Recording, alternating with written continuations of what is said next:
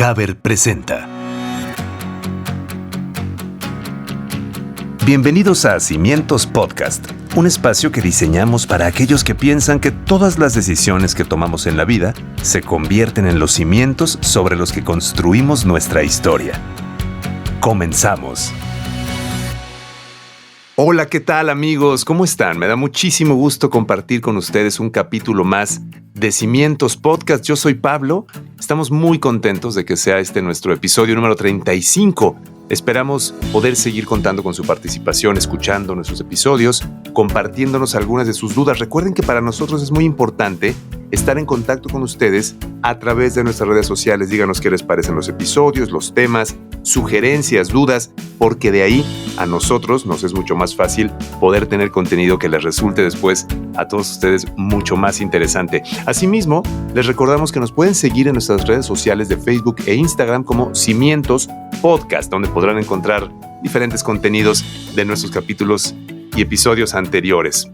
Como bien sabemos, estas fechas enmarcan una de las celebraciones me parece más importantes en México y es el Día de Muertos. La mayoría conocemos los elementos que adornan el altar como ofrendas para nuestros seres queridos que han partido de este plano, de este mundo terrenal.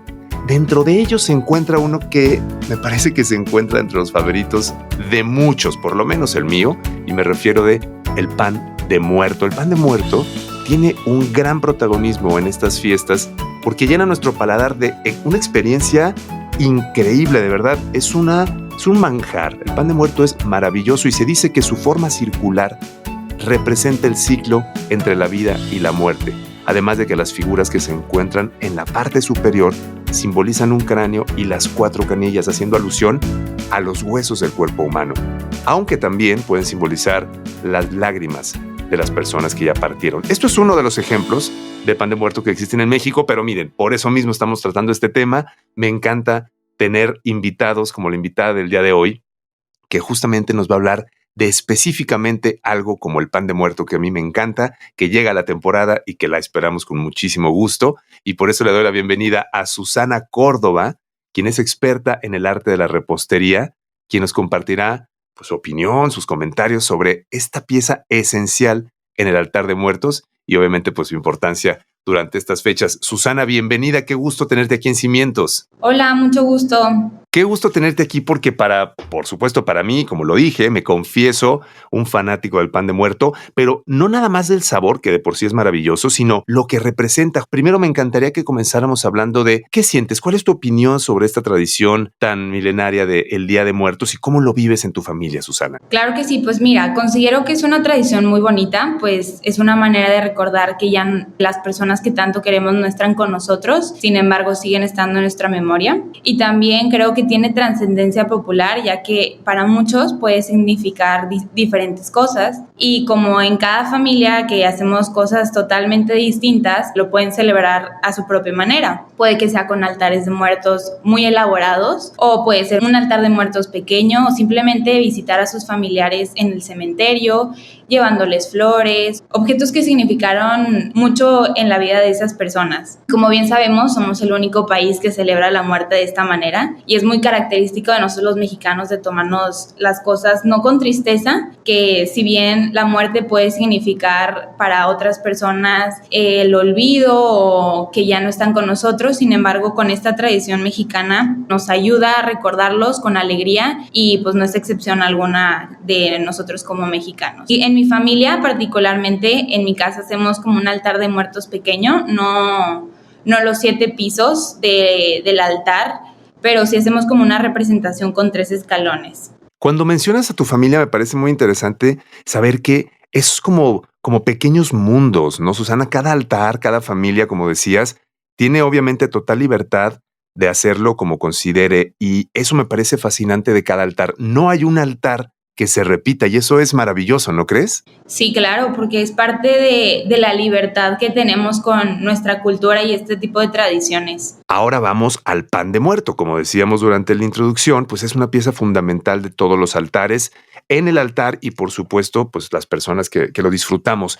¿Qué tanto sabes del contexto, de su origen, Susana? Pues mira, es una cultura muy emblemática en México el pan de muerto y más cuando se acerca las fechas de noviembre. Es muy característico que el pan de muerto sea con naranja y con la flor de azahar. Okay. Y esto se remonta a la época prehispánica donde se preparaba un pan de amaranto y maíz seco que se le conocía como mariposa y esta era como, se le colocaba como ofrendas a los dioses. Wow, mencionas la naranja porque además es una mezcla de ingredientes también muy sui generis, ¿no? La cocina mexicana se caracteriza por este tipo de mezclas y en el pan de muerto no es la excepción. Me parece muy interesante. Ahora, desde el punto de vista de la repostería, porque, bueno, mucha gente no sabemos, yo me incluyo, realmente cuáles son los métodos de preparación, si son diferentes, si hay una sola receta.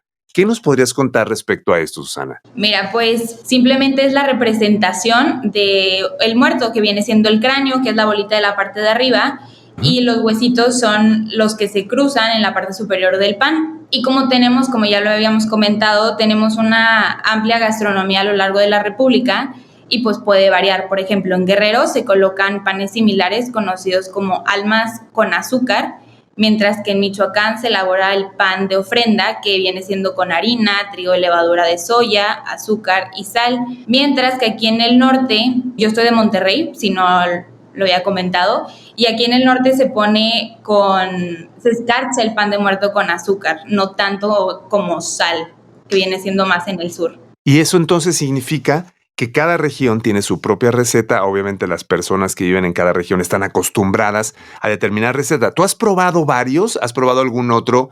Obviamente, como nos dices, eres de Monterrey, pero ¿has probado alguna otra región que te haya gustado? ¿Has experimentado algunos otros? ¿O cómo te ha ido con esto de probar algunas otras recetas? Sí, el que más... Yo prefiero el de Monterrey, la verdad, y me gusta más, soy más de pan con azúcar, pero el de Michoacán está muy rico también. La receta que tú conoces, ¿nos la podrías transmitir? Esto lo digo porque seguramente habrá muchas personas que escuchen este episodio que por primera vez quizá se aventuren a la idea de primero conocer los ingredientes a detalle y luego, ¿por qué no, en algún momento intentar elaborar la receta? ¿Qué tan difícil es hacer pan de muerto, por ejemplo, en casa, Susana? Claro que sí, no es nada complicado, la verdad sí toma su tiempo, pero puede ser una actividad que lo hagan en familia. Hace como 2 semanas yo lo hice con mi hermano y es una muy buena manera de pasar el tiempo. ¿Nos podrías contar un poco sobre, no sé si hay mucho detalle, como tú quieras compartir, cómo sería el proceso de hacer pan de muerto, Susana? Claro que sí, mira, son 2 etapas, se divide en el prefermento, que esto sí toma su tiempo. Una noche antes del día que lo vayas a preparar, tienes que combinar leche, levadura y harina.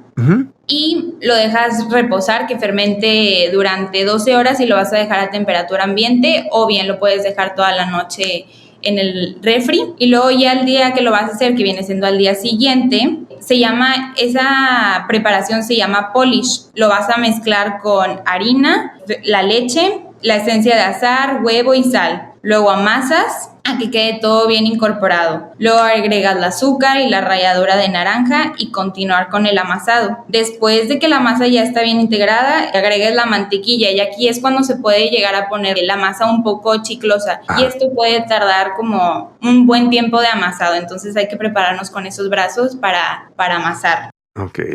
Y luego llega un punto donde ya no se pega y se le conoce como el punto ventana, donde agarras un pedazo de la masa y lo vas separando, y si se pasa como la luz y ves como las membranas, es que ya está listo. Si se rompe cuando lo estiras, todavía no está listo y falta amasar, que es el desarrollo del gluten. Bien. Luego lo dejamos reposar a que fermente y doble su tamaño, ya que fermente y pasa alrededor de 45 minutos, depende qué tan cálido esté el ambiente. Si vives en una zona muy fría puede que se tarde un poquito más. Separamos en 100 gramos y salen alrededor de 10 testalitos y ya es cuando se hace el amasado de los huesitos y del cráneo. Se separa los testalitos de los 10 gramos en 4, separamos un cuarto y con ese cuarto hacemos la bolita y los huesitos. Ok.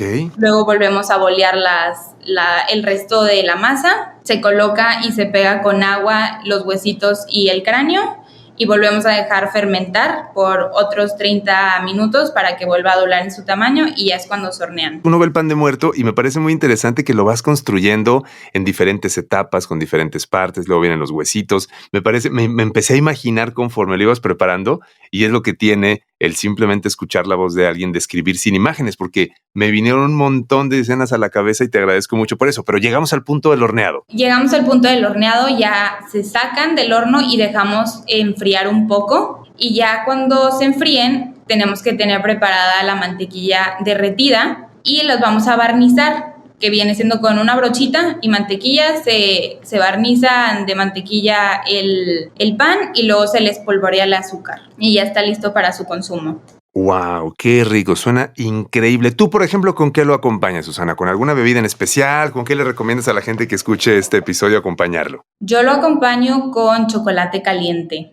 Uy, qué rico. Es una gran receta, Susana, y de verdad, cuando nos estabas describiendo esta presentación, esta manera de prepararlo, pues yo, insisto, mi imaginación se fue y darte cuenta cuál es el proceso me parece muy valioso, porque llegar nada más a comprarlo, comértelo y disfrutarlo es bueno, pero darte cuenta de todo lo que hay detrás y la cantidad de personas que están involucradas en esta época es maravilloso. ¿Algo que quieras agregar, Susana, para despedir este episodio? Pues yo creo que se animen a hacer el pan de muerto, es una muy bonita tradición y pues que sea parte, que se convierta una manera de pasar tiempo en familia, recordando a los que ya no están con nosotros, pero que siguen estando en nuestros corazones y en nuestras mentes. Tienes razón, Susana, y tienes también razón diciendo esto de México. Es un país lleno de muchísimas tradiciones y aunque todos seguimos las mismas costumbres como parte de esta cultura, cada región y me atrevo a decir cada familia suele tener características muy particulares donde sin duda el pan de muerto es un símbolo durante estas celebraciones